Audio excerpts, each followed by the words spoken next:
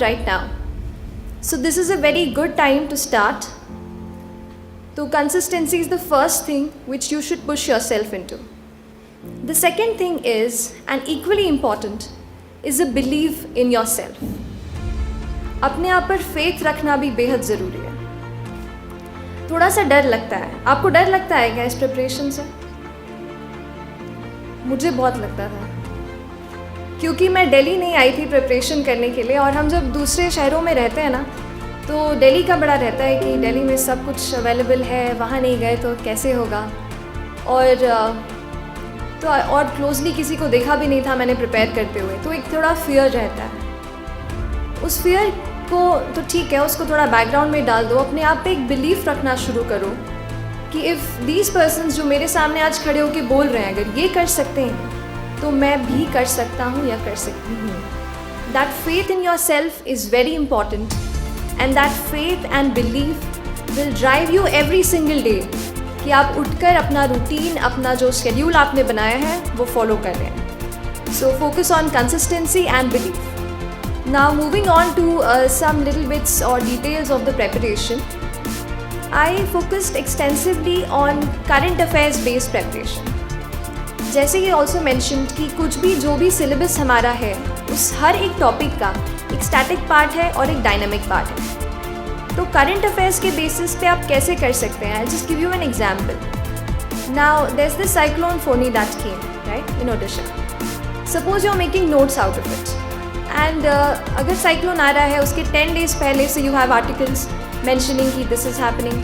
10 days after that you have articles on it कि what happened, what was the impact. तो उसको आपको अलग अलग एंगल से एनालाइज करना है. जैसे and this you will get it when you will study the previous year question papers. So इसी एग्जाम्पल को आगे बढ़ाते हुए आई टेल यू कि जैसे साइक्लोन फोनी का एक जियोग्राफिकल एस्पेक्ट है, राइट, कि साइक्लोन कैसे क्रिएट होता है, वो फिर लो प्रेशर कंडीशंस और वो सब ज्योग्राफिकल पार्ट आ जाएगा. उसके बाद दूसरा पार्ट इसमें आएगा कि इट इज़ अ डिज़ास्टर, तो डिज़ास्टर मैनेजमेंट में कैसे करना है. Then there will be articles की एडमिनिस्ट्रेशन ने कैसे इस पर रिफ्लेक्ट किया, कैसे प्रिपेयर किया. तो कोई भी इशू जब आप प्रिपेयर कर रहे हैं उसके सारे एस्पेक्ट्स को कवर करके अपने नोट्स बनाइए. जब आप ये करेंगे तो उस एक इशू से जो भी रिलेटेड आपको क्वेश्चन पूछेंगे you will be able to answer that. And ये current affairs का कर लिया. Again when you are reading the static portion of say geography, वहाँ पे when you are studying कि cyclone how does it form, what kind of cyclones are there, वहाँ पे again refer to your notes on cyclone form. So the entire thing gets connected. ऐसे ही अपने mind में try to interconnect the different topics that you read and the different topics that are given in the syllabus. So this is one thing. Another example, recently or last year there were a lot of articles, and I'm sure they are coming even now, with respect to the working of parliament, that how many leaders were commenting that the effectiveness of the discussions or something like that. So follow these kind of issues, note it down properly with you, note down some of the important, कभी data आ जाता है paper में कि इतना percentage attendance रहा है MPs का या ऐसा कुछ. So these data can be quoted in your answers to justify your argument, है ना? So this is the first one. So this was about note making with related to current affairs and how to link it with your static part. The second thing which I again would like to stress is answer writing. See, answer writing is one thing and mains marks are something which are in your hands to a lot of extent. Prelims में I scored 105 marks, and जब मैं देकर आई थी तो आई was not really sure कि क्या वो 3-4 question सही हुए हैं जिनसे मैं हो पाऊँगी या नहीं हो पाएगा. थोड़ा डाइसी होता है prelims. There are people who score 140, 150, but I was not one of them. तो वहाँ पे आई समहाउ मैनेज्ड किसी तरह से प्रीलिम्स का किया. But mains was a portion where I felt कि यहाँ पे अगर अच्छे मार्क्स हम स्कोर कर लेते हैं तो आगे इंटरव्यू में भी अगर कुछ कम ज़्यादा हो गया तो we will find our name in the list.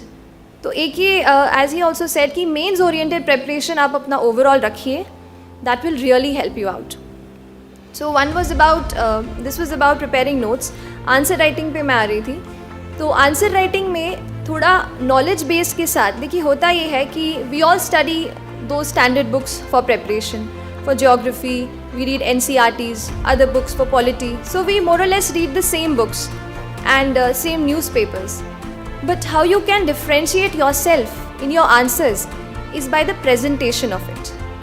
Because ultimately the person who's checking the answers, unke liye our sheet is just a bundle of papers. But for us, it is everything, our entire hard work. तो अपने answer को अच्छे से present करना is very important. See, we have this usual framework of introduction, body and conclusion. Many people ask कि points में है या paragraph में.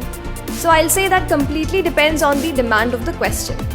अगर question में ऐसा demand है कि आप उसको categorize कर सकते हैं, like अगर पूछा है कि any issue का what is the impact of it, तो उसका मल्टी डायमेंशनल आप कवर कर सकते हैं कि इकोनॉमिक्स, सोशल, पॉलिटिकल, है ना, ऐसे करके you can give the impact.